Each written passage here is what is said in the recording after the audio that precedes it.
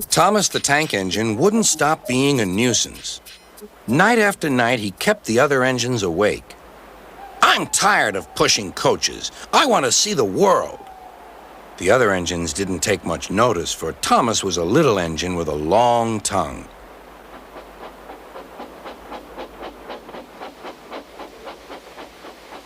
But one night, Edward came to the shed. He was a kind little engine and felt sorry for Thomas. "I've got some freight cars to take home tomorrow. If you take them instead of me, I'll push coaches in the yard." "Thank you," said Thomas. "That will be nice." Next morning, Edward and Thomas asked their drivers, and when they said yes, Thomas ran off happily to find freight cars.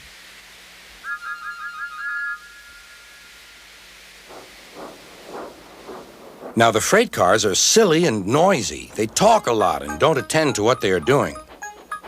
And I'm sorry to say, they play tricks on an engine who is not used to them.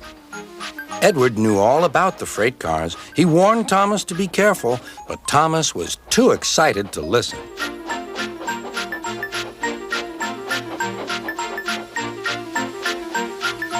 The shunter fastened the coupling, and when the signal dropped, Thomas was ready.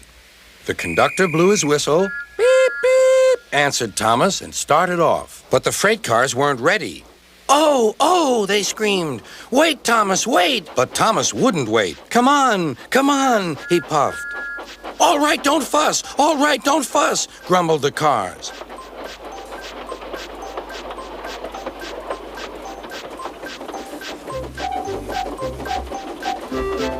Thomas began going faster and faster. "Whoosh!" he whistled as he rushed through Henry's tunnel.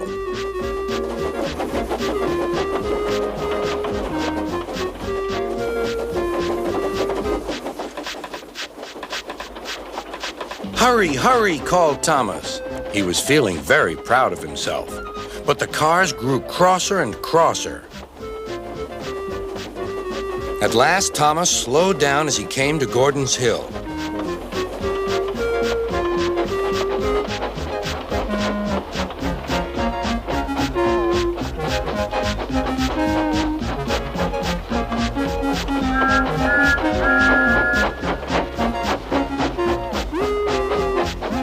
"Steady now, steady," warned the driver as they reached the top.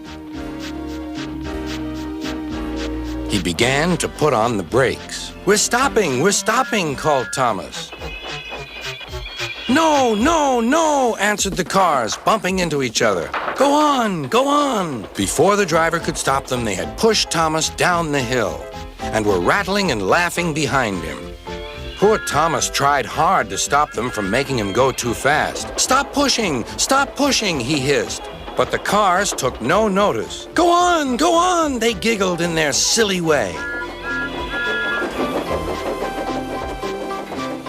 "There's the station. Oh dear, what shall I do?" cried Thomas. They rattled straight through and swerved into the goods yard. Thomas shut his eyes. "I must stop."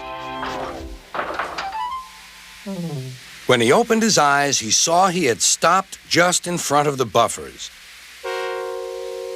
There, watching him, was Sir Topham Hatt. "What are you doing here, Thomas?" he asked. "I've brought Edward's freight cars," Thomas answered.